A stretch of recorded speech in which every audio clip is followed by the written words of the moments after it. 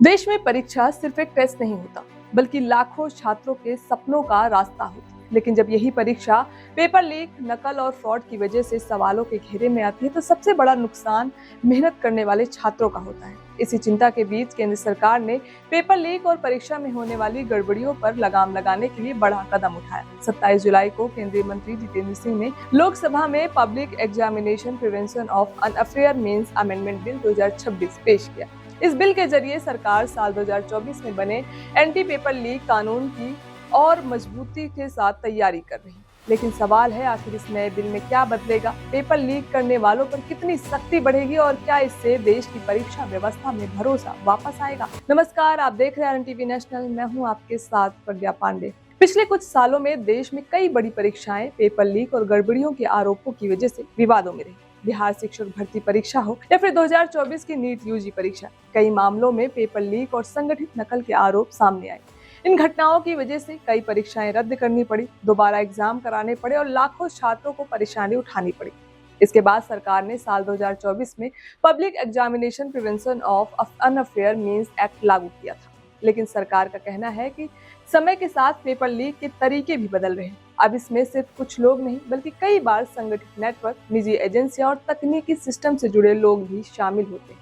इसी वजह से कानून में और सख्ती की जरूरत महसूस की गई। नए अमेंडमेंट बिल में सबसे बड़ा बदलाव सजा और जुर्माने को लेकर प्रस्तावित किया गया है। अभी 2024 के कानून के तहत अगर कोई व्यक्ति पेपर लीक, प्रश्न पत्र हासिल करने, बेचने या परीक्षा में धोखाधड़ी का दोषी पाया जाता है, तो उसे कम से कम 3 साल या अधिकतम 5 साल तक की जेल और अधिकतम 1 लाख रुपए तक का जुर्माना हो सकता है। लेकिन नए बिल में इसे बढ़ाने का प्रस्ताव रखा गया। अगर यह बिल पास होता है तो सजा बढ़कर कम से कम 5 साल और अधिकतम 10 साल हो सकती है। जुर्माना 1 लाख रुपए से बढ़कर 50 लाख रुपए तक किया जा सकता है। सरकार का मानना है कि सख्त सजा से पेपर लीक जैसे अपराधों पर रोक लगाने में मदद मिलेगी। सर्विस प्रोवाइडर्स पर भी बढ़ेगी सख्ती। पेपर लीक सिर्फ किसी एक व्यक्ति की गलती नहीं, कई बार परीक्षा कराने वाली एजेंसियां, टेक्नोलॉजी कंपनियां, प्रिंटिंग एजेंसियां, लॉजिस्टिक प्रोवाइडर्स और डेटा मैनेजमेंट से जुड़े लोग भी जांच के घेरे में आते हैं। इसी को ध्यान में रखते हुए नए बिल में सर्विस प्रोवाइडर्स पर भी कार्रवाई सख्त करने का प्रस्ताव रखा गया। अगर कोई एजेंसी परीक्षा में गड़बड़ी की दोषी पाई जाती है, तो जुर्माना 1 करोड़ रुपए से बढ़ाकर 5 करोड़ रुपए तक किया जा सकता है। ऐसी एजेंसियों को सरकारी परीक्षाओं से बाहर करने की अवधि 4 साल से बढ़ाकर 8 साल करने का प्रस्ताव है। यानी दोषी एजेंसी लंबे समय तक परीक्षा व्यवस्था से दूर रह सकती है।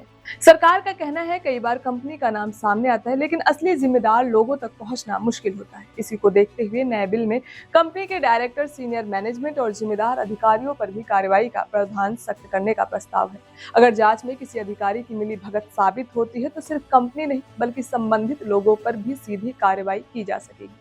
आज पेपर लीक सिर्फ एक व्यक्ति का अपराध नहीं रह गया, कई बार इसके पीछे पूरा नेटवर्क काम करता है। इसमें बिचौलियों, तकनीकी विशेषज्ञ, निजी संस्थान और कई दूसरे लोग शामिल हो सकते हैं। इसी तरह के संगठित अपराधों पर रोक लगाने के लिए नए बिल में सजा बढ़ाने का प्रस्ताव रखा गया। अगर किसी व्यक्ति, संस्था, परीक्षा प्राधिकरण या सर्विस प्रोवाइडर की संगठित मिलीभगत साबित होती है, तो कम से कम 7 साल की जेल का प्रावधान किया जा सकता है। पेपर लीक मामलों में एक बड़ी समस्या जांच और सुनवाई में होने वाली देरी भी रही। कई बार केस लंबे समय तक चलते रहते हैं और दोषियों पर कार्रवाई में देरी होती है। इसी को देखते हुए नए बिल में टाइम बाउंड इन्वेस्टिगेशन का प्रस्ताव भी रखा गया। इसके तहत जांच पुलिस, केंद्रीय जांच एजेंसी या केंद्र द्वारा बनाई गई स्पेशल टास्क फोर्स को 2 महीने के अंदर पूरी करनी होगी।